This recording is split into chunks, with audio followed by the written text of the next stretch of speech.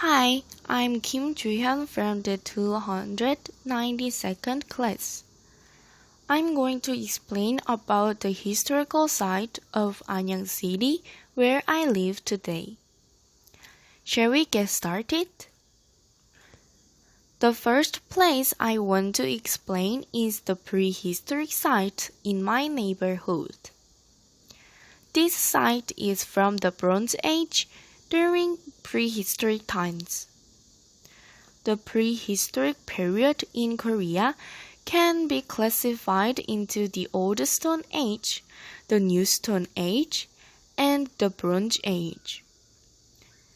In the Old Stone Age, a tool called 댄석기 was used, and in the New Stone Age, a tool called 간석기 was used. One of the criteria for dividing the Old Stone Age and the New Stone Age is tools. Many artifacts were excavated from this site, ranging from stones of the Old Stone Age to the white porcelain of the Joseon Dynasty. In 2010, some part of this site were destroyed because of fire, and some parts of it are now being moved. It is the historical site where you can see the shape of prehistoric huts. The Three Kingdoms period and the Goryeo dynasty were greatly influenced by Buddhism in Korean history. Therefore, there are many relicts and sites related to Buddhism in Korea. Anyang City also had relicts and historical sites influenced by Buddhism. The sites and relicts I'm going to explain now are all related to Buddhism. When we say about Buddhism, I think of Buddhist temples. The most famous temples are Samaksa Temple in Gyeongju, but Anyang City also has temples. This is Samaksa Temple. Wangon, who founded Korea in 900 years ago, passed by the south to conquer the country, and when the mountain was filled with 5 colored clouds, he made a monk and built Samaksa Temple. The record shows that the old temple was large. There is the stone in the form of a turtle in Anyang Temple. This is a type of stone that was popular during the Silla dynasty. So, why is this stone here? That's because turtles live long. The turtle is called the symbol of longevity, and it contains the hope that the stone will last forever as long as the turtle lives. You can see that the turtle head of Anyang Temple's turtle stone looks like a dragon and is expressed in a realistic way.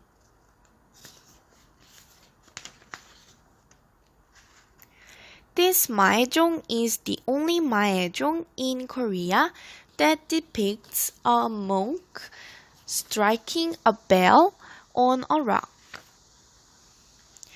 It is estimated that this work was made during the late Silla dynasty and the early Goryeo dynasty. Unlike in the West, Koreans hit the central part of the bell with a large wooden stick to make sounds.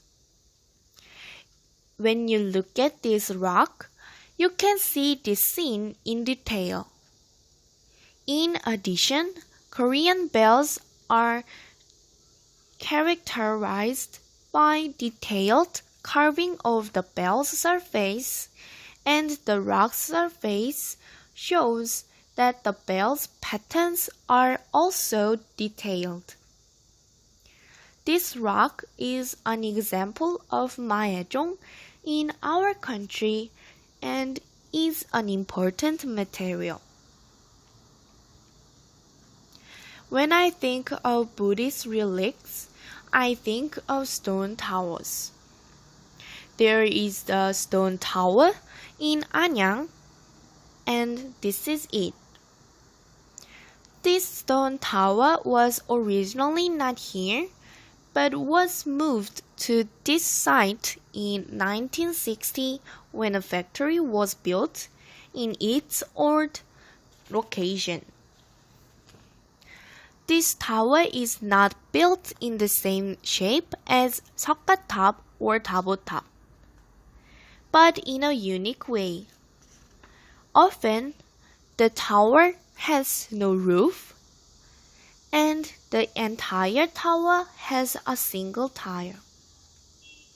석가탑 and 다보탑 are towers built in the unified Silla period, and many such types of towers were built during the Silla period. However, as the Middle Goryeo period went on, the shapes of the towers were changed to various ways. Therefore, people say that this tower was built during the Mid-Goryeo dynasty. In Anyang, there is one more temple called Samaksa besides An양sa Temple, which was mentioned earlier.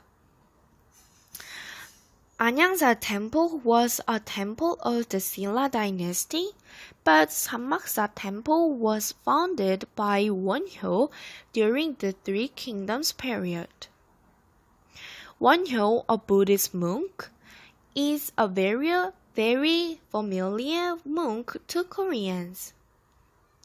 Wonhyo was a Buddhist monk in the late 600s, and there is a famous episode related to him which happened on his way to learn Buddhism in the Tang dynasty.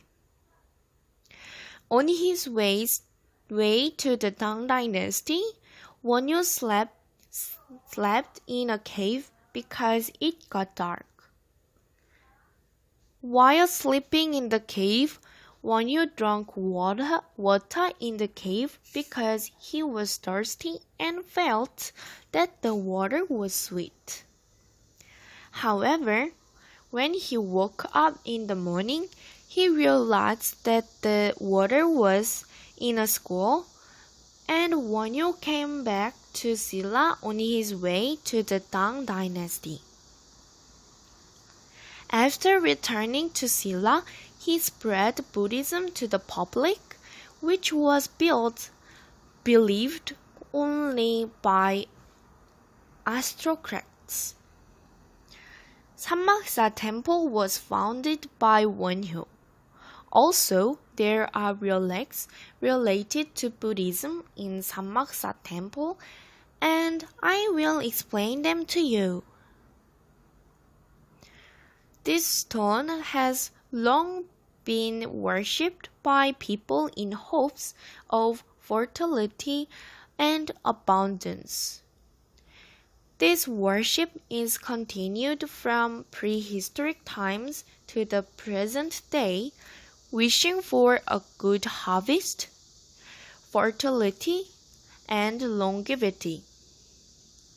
This stone is said to have been two natural rocks, and people worshipped it even before Samaksa Temple was built, and it was left because it could be example of a form of Korea's folk belief.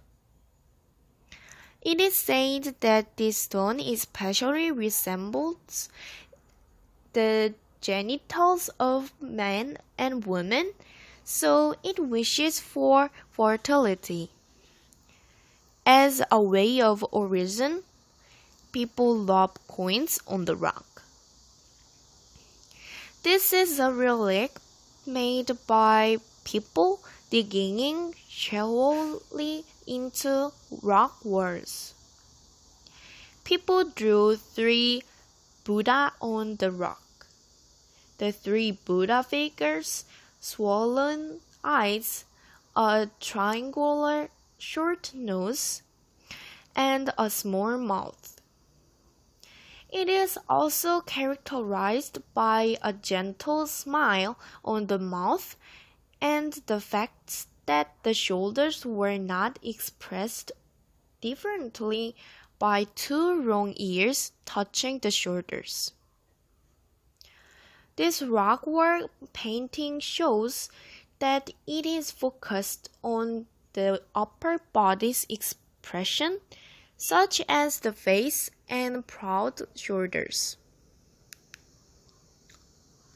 Just as Buddhist sites remind you of Buddhist temples and Buddhist relics, Samaksa Temple also has a 3-story stone pagoda.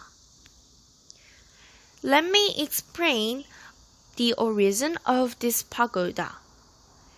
Mongolia had invaded Korea since 1231. It had been 6 times. As a result, Korea suffered a lot of damage over the past 30 years, and many cultural assets were destroyed or disappeared. During this Mongol invasion, there were many wars, one of which was the Battle of Choinsang Fortress. This Battle of Choinsang was fought in a Goryeo castle called Choinsang. This Battle of Choinsang was attended by many righteous army and monks, not just soldiers. At that time, a monk named Kim Yun-hoo led people to win the battle. The stone pagoda was built to commemorate the victory of Kim Yun-hoo, a Buddhist monk who led the Battle of Choinsang. This pagoda is a typical stone pagoda with 3 stories of stone on the top of a dual stylobate. The top and bottom don't have particular shape, and the top of the pagoda is decorated with head ornaments.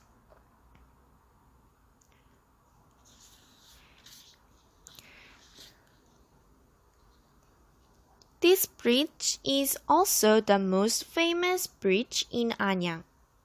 The bridge was built for the convenience of the 22nd king of the Joseon dynasty. During the Joseon dynasty, the father of the 22nd king was killed by the 21st king, the 22nd king's grandfather, due to the power struggle during the Joseon dynasty. The 22nd king built a tomb in memory of his father, a bridge built by the 22nd king to go to the tomb.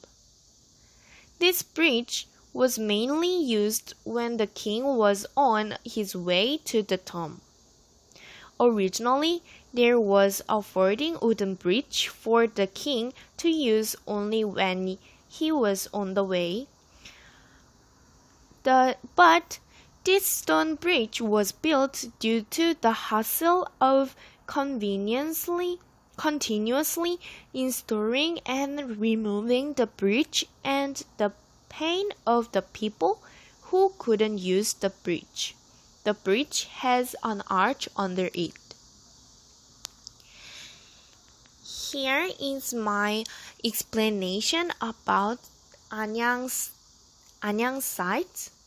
I hope you have a good time in this video. Thank you for listening.